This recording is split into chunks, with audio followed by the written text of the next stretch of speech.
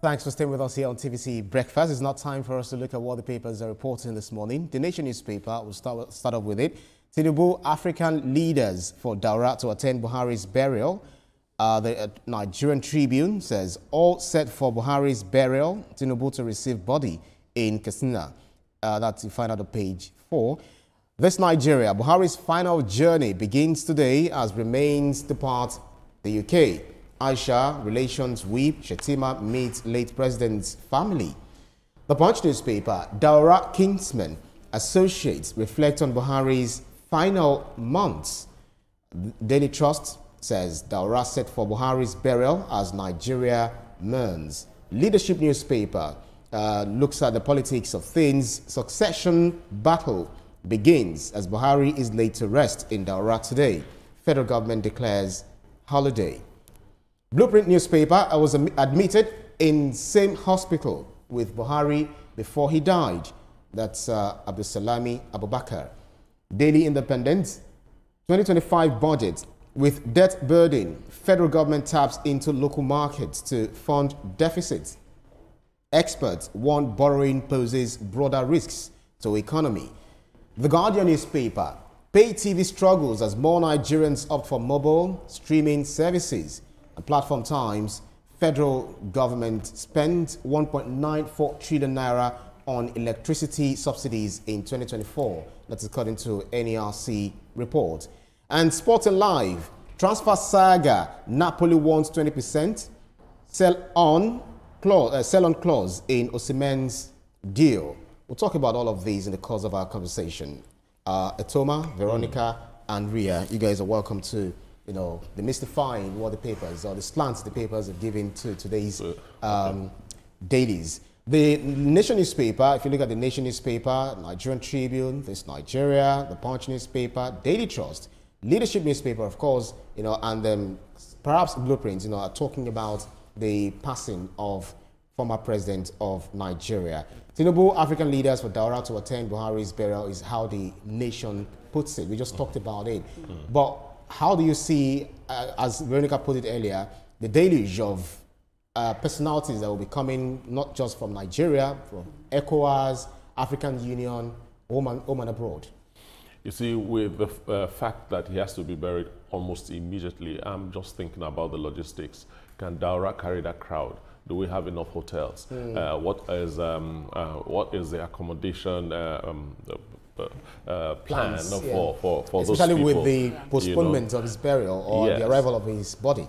Now, a lot of people will not lodge in Daura. They will lodge in other cities around. However, it is pertinent to say that Mr. President must have, or the committee he has put together must have thought of how that will work. However, I see that the burial ceremony itself is not a long thing that will stretch for hours and hours and hours and so on. However, you also have to be prompt because it's a very short ceremony. So if you're staying away from Daura, and where you're staying is like 2 hours from Daura, you might miss it. That's right. So it's a whole lot. I can't just sit down here and start thinking of the logistics that is needed for it.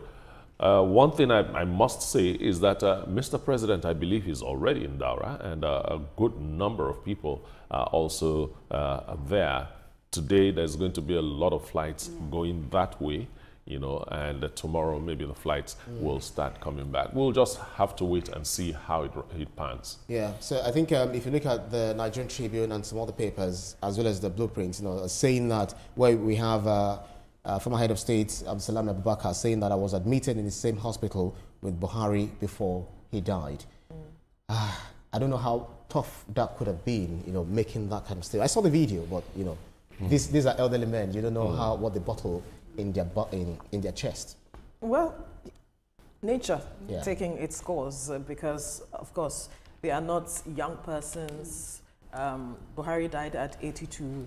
Of course, it is, one would say it should even be a celebration of life because he died at a ripe old age, as we would say it. And they knowing that they were neighbors, perhaps it could have been intense, perhaps knowing that... When you say neighbors, in the hospital? In the hospitals, oh, you are a patient here too. So perhaps Buhari's family would have checked up on him as well, and his own too would have done so, because there's this camaraderie amongst them. And so it's about the fact that, oh, this person is gone, and he would be wondering and reminiscing on how they spent the last times they shared with one another. We do not understand the state of his health, so we did not know whether he himself actually saw him, and perhaps they spoke.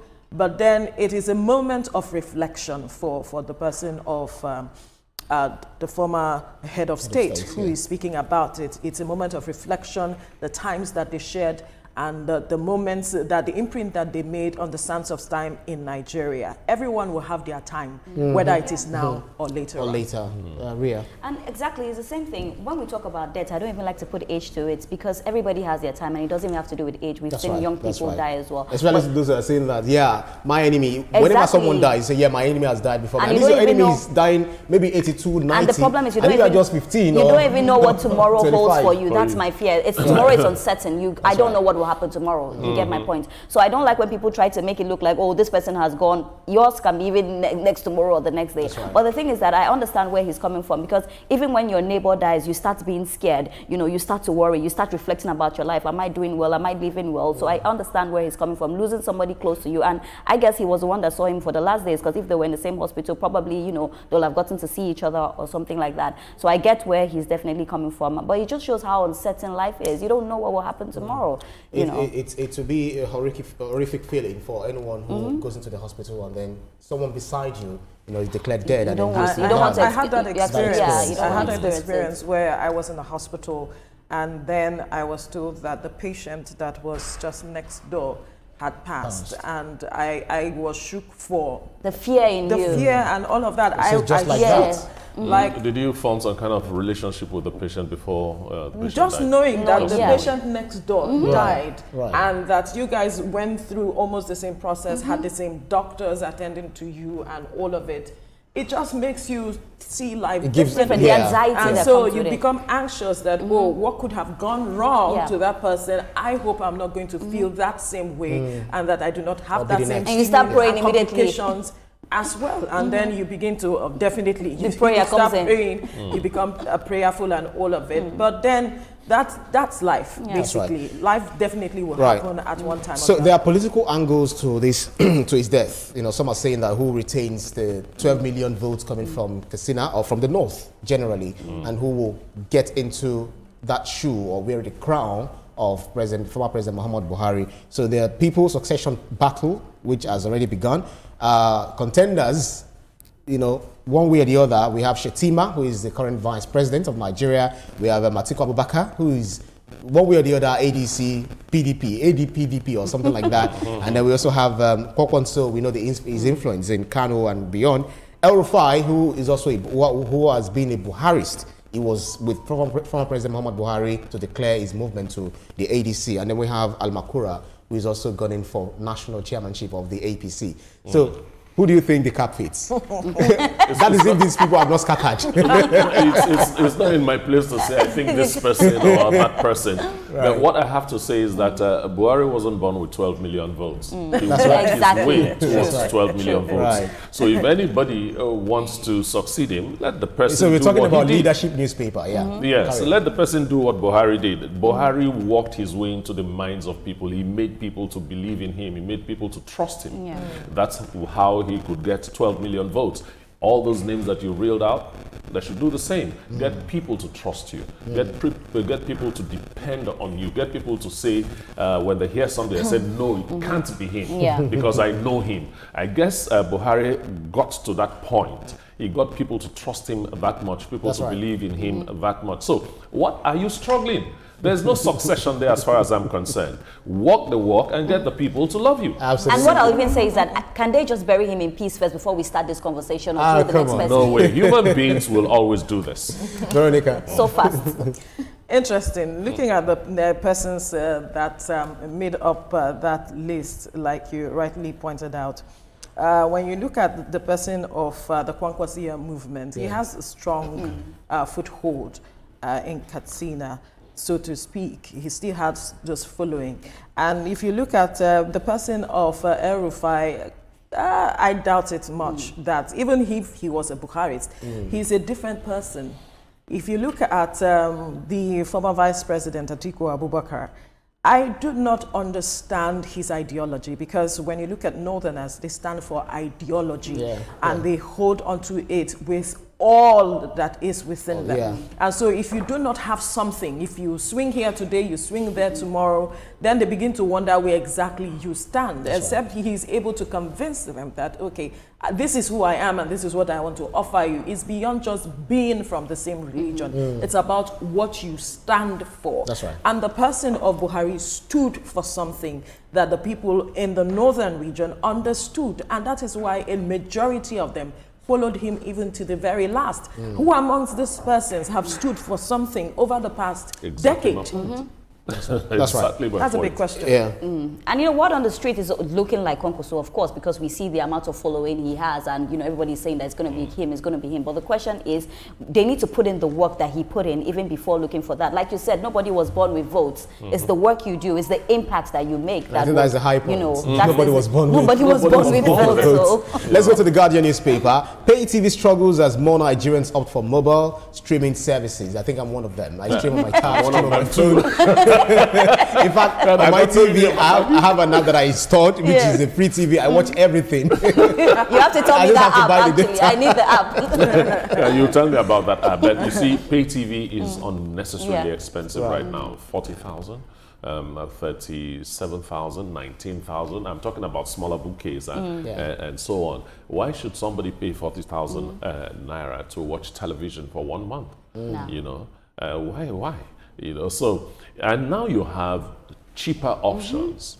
You know, I can watch a full series of my favorite film for 2,500 naira. Sometimes you don't even need to pay that much. Because if you have a smart TV, just connect whatever you want to connect. And reduce the, what's it called, the quality of the video. Just take it to like 360. Ibrahim knows, he knows all the tricks. He knows all the tricks. Well, unfortunately, there are those who are going to be suffering as a result of this. Those who are staffers of this pay TV platform. I know one particularly that they are running out of business, and so they have actually been sold. The next 3 years, another owner is taking over, and so the staffers have been told you just have 3 years with us. That's right. So no more job for you. But the thing is that I think that they need to lower the prices, because if you look at it, if I've not eaten properly, I've not filled my tank, there's no reason why I want to pay the amount of money to watch TV. I'd rather even surf on social media on my phone than go to pay the amount. So I feel like if there's a way that that can be reduced, and it seems like they're not even thinking about the common Nigerians, because how many people have, how much is people's salary? Oh, they are thinking. For you to pay. Thinking. But the cost of running business in Nigeria is huge. Really high. It's huge, and they cannot see they are running out of business. Because I think. Do you know how many times they have called me, called my husband? I told them to stop calling me. No. But I still subscribe to one, which is, you know, I use both the dish and the DTT.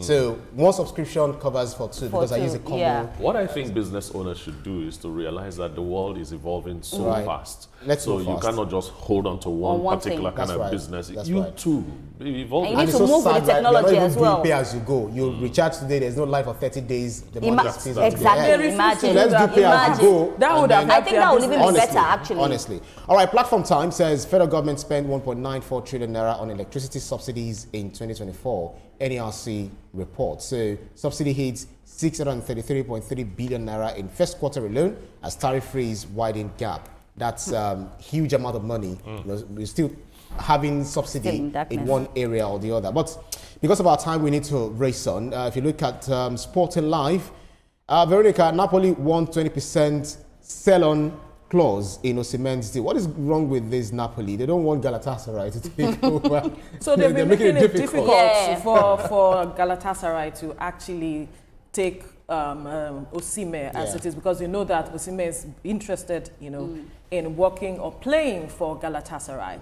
And the kinds of things they've been asking for, bank statements, because there was a clause where they said that Osimhen cannot go to and play for another Italian side. Yeah. And so they feel that Galatasaray is just a cover for any other club that wants to buy, any other Italian club that wants to buy Osimhen. That's why they're asking for 20%, that if Osimhen in the event tries to move over to another Italian club, they would want 20% of that monies that they sold. But others said that they also paid through their nose to get him in the first place. They paid through their nose, but at the end of the day, is he valuable to you? Is he delivering on what he intends to, or what you want him to do? That's it. He didn't even go, that's Osimhen now. He didn't join them for whatever it is they had to do, I think yesterday or so. I think he is protesting now. He wants to be in Galatasaray. Galatasaray is ready to pay the amounts that Napoli has asked for, but Napoli is making it difficult because they think there is more, and that Galatasaray is not being transparent with the transfer process. So I just hope for the best. I wish him all the best. Yeah, unfortunately, you may not be able to share, in this money. I may. You can never tell. Fingers crossed. Okay, then. All right, that's about it for the newspapers up for review. Coming up on TVC Breakfast, Nigeria pays tribute to former Nigerian leader Muhammadu Buhari as is being remembered for his dedication to the country. Stay with us for this conversation. I'll see you on the other side.